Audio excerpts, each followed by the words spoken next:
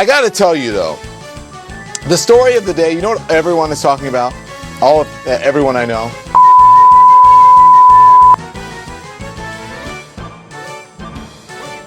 Welcome to this week's Wacky Moments of Leftist Extremism. And this week, like a group of bleeding sheep, the leftist media followed the big tech giants, Facebook and Twitter, all in silencing a New York Post report that hints to some quid pro quo activity in the Ukraine. But like Voldemort, it was a subject that could not be named.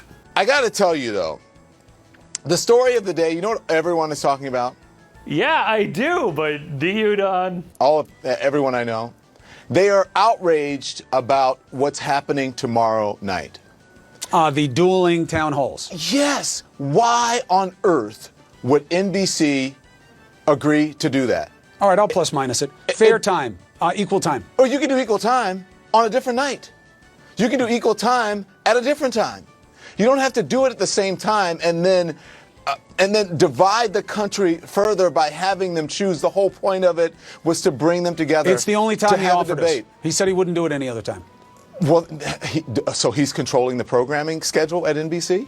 I'm going to guess that if Trump was controlling the programming schedule at NBC, he might not have sat down with serial interrupter Savannah Guthrie, but he would have let them actually talk about a New York Post bombshell exposing how Hunter Biden allegedly exploited his relationship with his father for personal gain.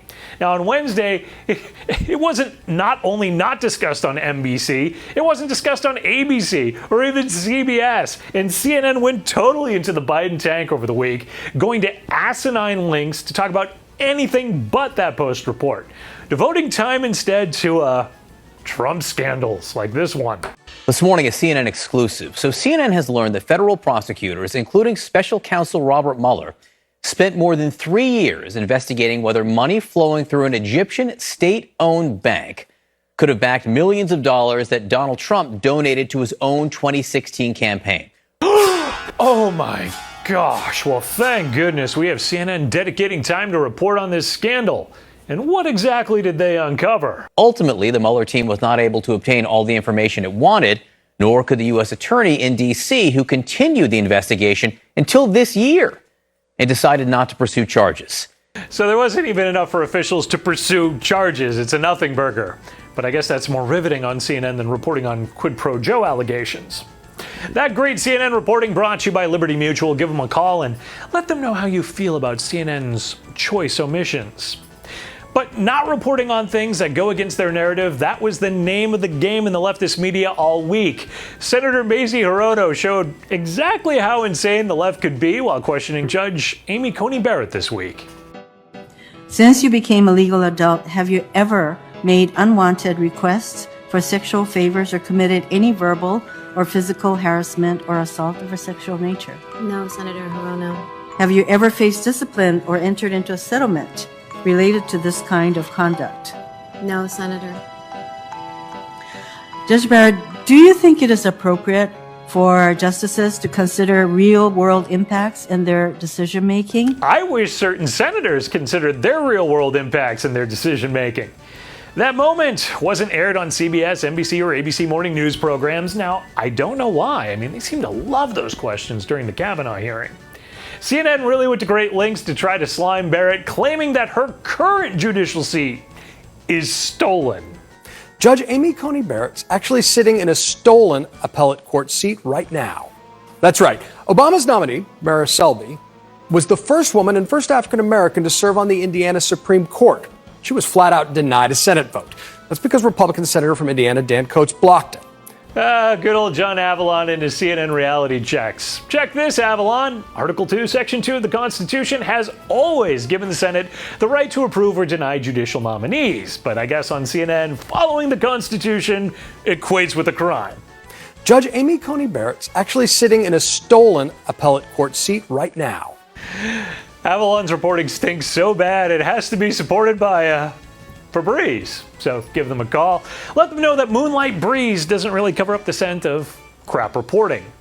Crap reporting got a special on Thursday night on ABC. They held a town hall with Joe Biden where he wasn't asked a single question about the New York Post Hunter Biden email story, and he wasn't even asked his thoughts on big tech companies censoring that story.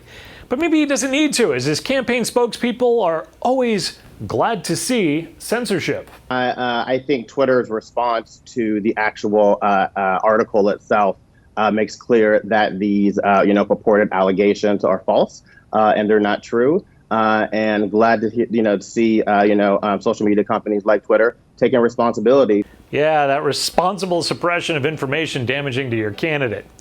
But ABC might have learned from CNN this week that it's best to avoid asking leftists tough questions, because the once in a blue moon when it happens, they completely freak the hell out. There are millions of Americans who have lost their jobs. They can't pay the rent. Their kids need the food. That's right, and that's what we're trying to get done. $1.8 trillion, and the president just tweeted, stimulus, go big or go home. He wants even more right now, so why not work out a deal with him, and don't let the perfect, as they say here in Washington, be the enemy of the good. Well, I will not let the wrong be the enemy of the right. What's wrong with $1.8 trillion? Well, you know what? Do you have any idea what the difference is between the spending that they have in their bill and that we have in our bill? Yesterday, I spoke to Andrew Yang, who says the same thing. It's not everything you want, but you know what? There's a lot there. Honest to God, you really, I can't get over it. I can't get over the first moment in 2020 that Pelosi was asked a real question either.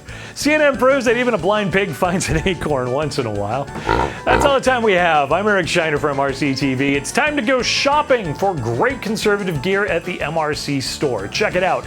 Also, check out the great videos and blogs at mrctv.org. And we'll be back with some more leftist extremism next week.